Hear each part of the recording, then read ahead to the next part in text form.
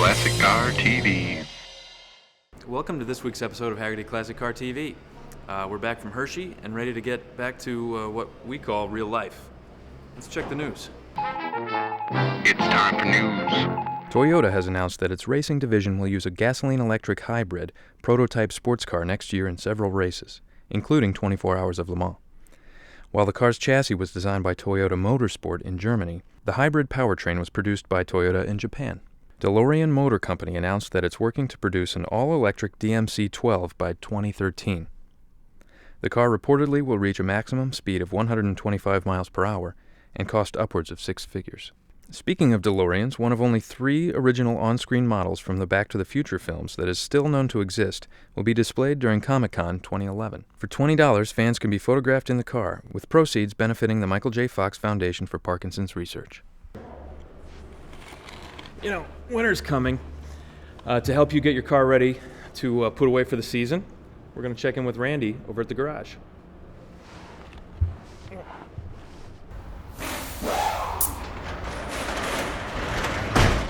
It's that time of year again to start thinking about fall maintenance and putting our car away for the winter. One of the first things that I like to do before my last drive of the season is change the engine oil. I feel it's very important to get that old dirty oil out of the system and get some fresh oil in and have it flush through the system. Another thing to do would be to add fuel stabilizer to the gasoline. Make sure the fuel stabilizer has an ethanol rating for our new fuels. That'll help preserve the fuel in the tank, and it'll also protect the carburetor and the neoprene gaskets and the fuel lines, while it sits over the winter. Once we've changed the oil and put the fuel stabilizer in and done our last drive for the season, probably the first thing I like to do is go in and clean the interior. I like to do a wax, blast clean, polish up the metal, make sure the car is prepped and ready for winter storage. Next, I would like to check the antifreeze. Sometimes what happens in the course of the summer is we may have a leak and we've added water and we forgot about it. So if we don't have proper protection of coolant in the block, it'll actually freeze up and break during the winter. Next, I would like to see all tire pressures done up to max. That's the way I store our cars. Just helps with, in case we have a slow leak, then they're not flat in the spring. And finally, we would use vinyl or carpet strips to protect the tires from staining the floors if you have painted floors. Once the car is actually put into storage, I personally like to use battery tenders. Leave the battery right in the car. If you have a power source, you just plug these in and it just takes care of the battery. It'll actually discharge and charge the battery all winter, keep it right up and fresh. If you do not have a power in your storage unit or whatever, the next best thing is to actually remove the battery and store it in a cool, dark place. For this week's ride-along, I get up close and personal with some German engineering. This week's ride-along is in a 1981 Porsche 911 SC Targa. With me to talk about it is Rob Sass, publisher of Haggerty Magazine and owner of this fine vehicle. Tell us about the car. How long you had it? Had it about 2 years. I bought it in Portland, Oregon, and drove it back to St. Louis, Missouri, about 1,800, 1,900 miles. Wow, that was your first experience with the car. How'd that First go? experience with the car, it went just fine. No problems, got about 26 miles to the gallon, and it was a fun ride. This is actually the 5th 911 that I've had, and in general, if you buy a nice one, they're pretty bulletproof. So, Porsche's racing heritage still shows up in a street car like this, correct? Yeah, and a couple of unique areas in the car. The first thing you notice is the big pie pan sized tachometer right in the middle of the gauge cluster. The other thing is the ignition switch on the car. You can always tell somebody's never driven a 911 before because they're fumbling with the ignition key to figure out where it goes. It's actually on the left side of the steering column, and the reason for that is it goes back to the famous race, the 24 Hours Le Mans, which actually used to start, I think, until the late 60s, with the drivers running up to the car, opening the door, jumping into the seat, and they'd be able to stick the key into the ignition with their left hand and put it into first with their right hand.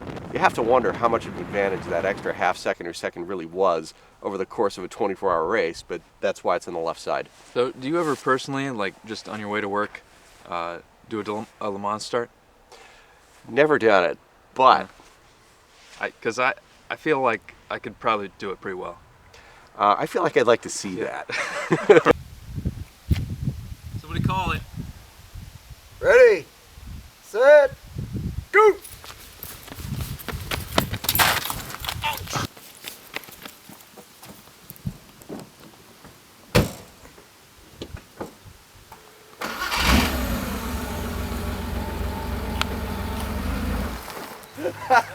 There's our outtake.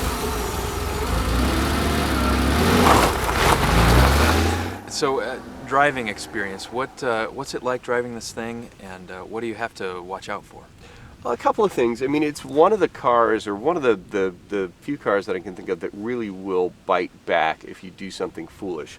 The engine in the car is actually, it's in the rear, but it's actually behind the back axle. So the weight distribution of these cars is kind of funky to begin with. The one thing that you never want to do in a 911, particularly on any sort of a wet road, is if you go into a corner with a little bit too much speed, you don't want to hit the brakes. It's the natural thing to do, but it will virtually guarantee that if you're going fast enough, you'll wind up leaving the road, you know, with the back end in front of you. So you need to be wary of that. Treat the car with some respect. Tell us, what do you like about driving this car? What's your favorite part? Part of it, you know, it's probably the steering and the brakes.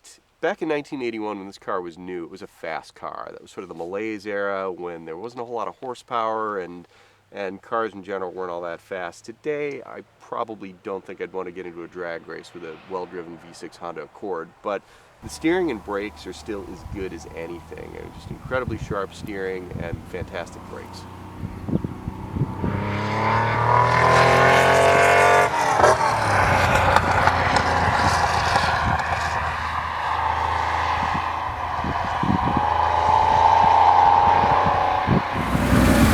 You know, this car makes me feel like with enough practice, maybe I could win Le Mans someday.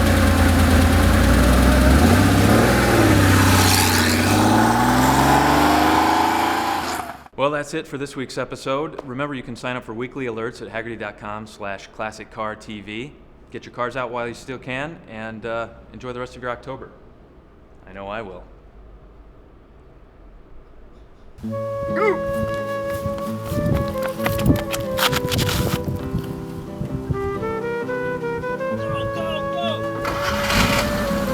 Time!